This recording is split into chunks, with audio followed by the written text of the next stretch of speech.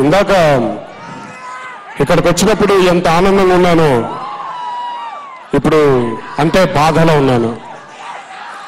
చాలా బాధాకరమైనటువంటి ఒక సంఘటన జరిగింది.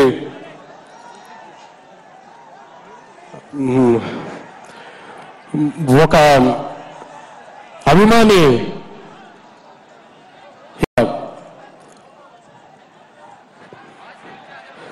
తొక్కిసలాటలో మృతి చెందడం చాలా బాధాకరంగా ఉంది.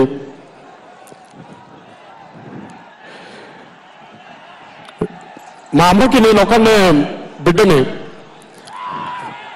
ఎప్పుడు బాధగా ఉండేది, నాకు తోడబుట్టిన వాళ్ళు లేరేంటి అని. కానీ ఈరోజు ఎంతని చెప్పడం జరిగింది. ఇలాంటి బాధాకరమైనటువంటి సంఘటన ఎప్పుడు జరగకూడదు, ఇంకోసారి జరగకూడదని ఆ దేవుని మనసారా కోరుకు. మీ అందరూ తిరిగి ఇంటికి వెళ్ళాలి. దయచేసి గుర్తు పెట్టుకోండి, మీకోసం ఇంట్లో మీ కుటుంబ సభ్యులు, మీ తోడబుట్టిన వాళ్ళు, మీ అమ్మ నాన్నలు ఎదురు చూస్తున్నారు.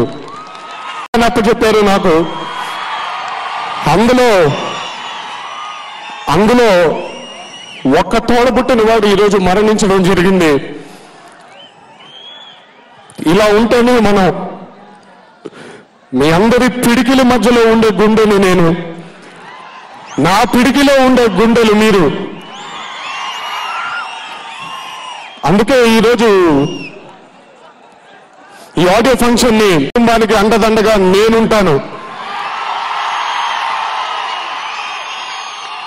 ఆ తల్లి కడుపు కోతని నేను తీర్చలేకపోవచ్చేమో, కానీ ఆ ఇంటి కొడుకుగా, ఆ ఇంటి బిడ్డగా నేను మాత్రం తప్పకుండా వాళ్ళని చూసుకుంటానని మీ అందరి తరఫున నేను ప్రమాణం చేస్తున్నాను.